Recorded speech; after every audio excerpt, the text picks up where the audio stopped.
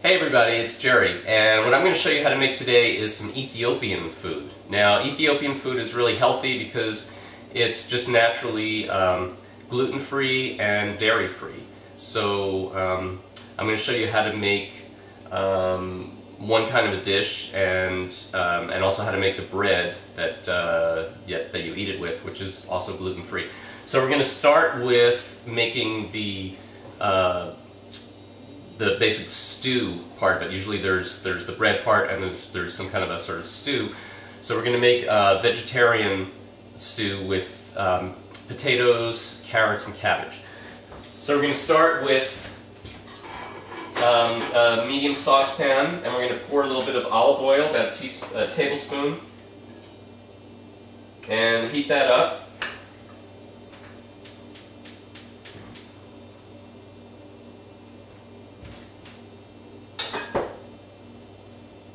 And then we're going to add about 6 cloves worth of crushed garlic. And then I also have 1 onion, which has been chopped up. We're going to throw that in as well.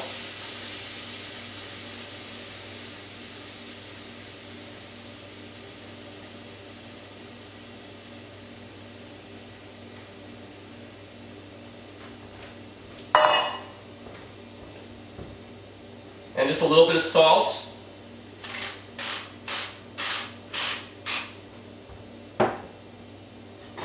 And we're just going to let that cook for about 3 minutes till the onions get soft.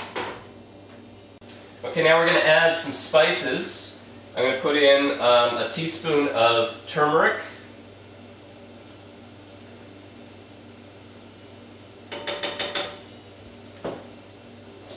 a teaspoon of ginger,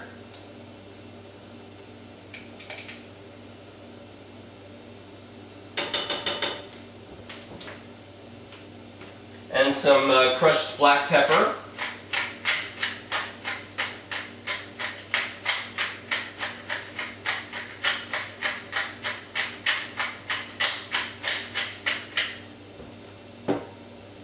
And then stir that up. Just let that cook for a minute. Okay, and then we're going to throw in a small head of cabbage, which has been chopped up.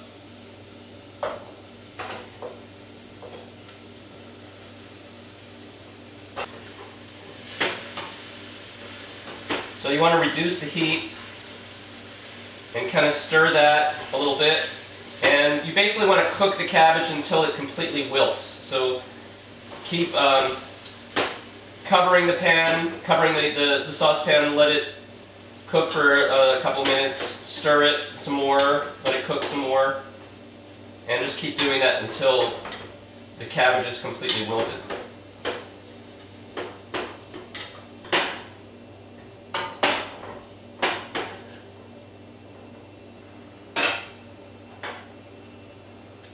Okay, so our cabbage is now nice and soft and wilted. I don't know if you can see, it's reduced quite a bit in the pot.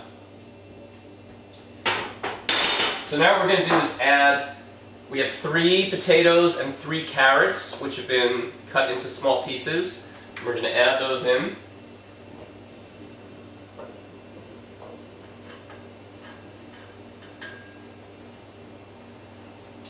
And we're also going to add 2 cups of water.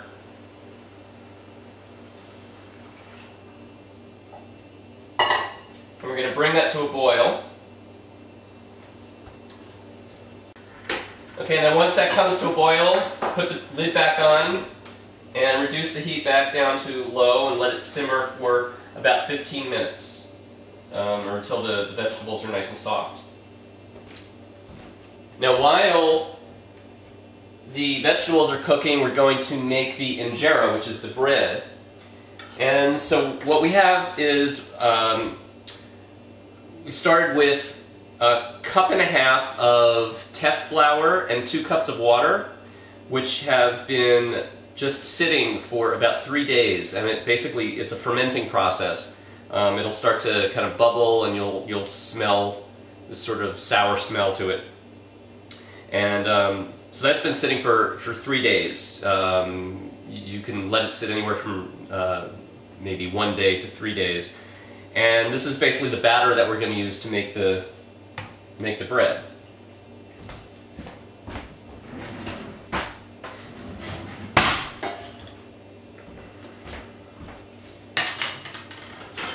So I've got a large frying pan or skillet that I'm just going to spray a little bit of coconut oil. It's actually a non-stick surface, but I just want just a little bit of oil. And heat up the pan. Alright, so once the pan is good and hot, we're going to pour the batter into the pan and spread it out. Basically, we want to cover the entire bottom of the pan. So we're going to make a very large, it's like making a large pancake.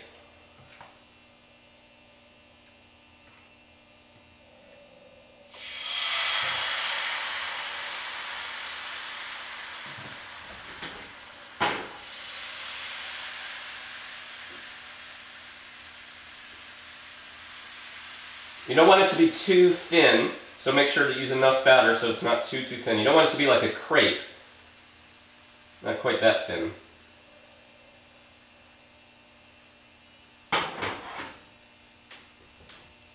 And then like a pancake, it'll start to kind of bubble a little bit. And we're not actually going to turn this. So you want to wait until the entire top gets cooked.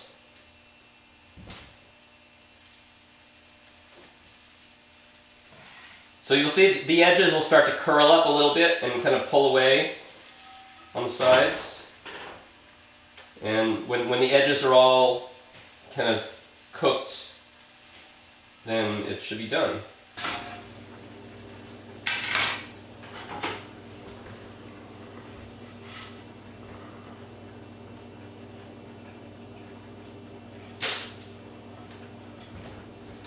Alright, well my first attempt at making injera was not terribly successful, but anyway, I have one piece of injera on my plate, and then we spoon the stew on top of that. So let me move this stuff out of the way. So basically take the contents of the stew, spoon that on top.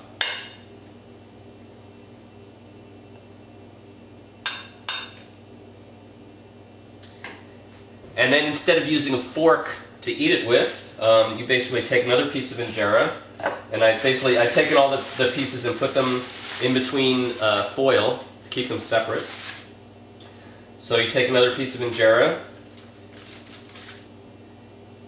and you grab your food with that, eating with your hands. I'm making a bit of a mess here. It's kind of hot too. But you grab it like that, and then that's the way you eat it.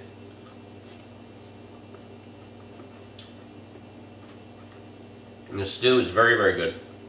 The injera, so-so. But try it yourself at home, maybe you'll have better luck. And enjoy.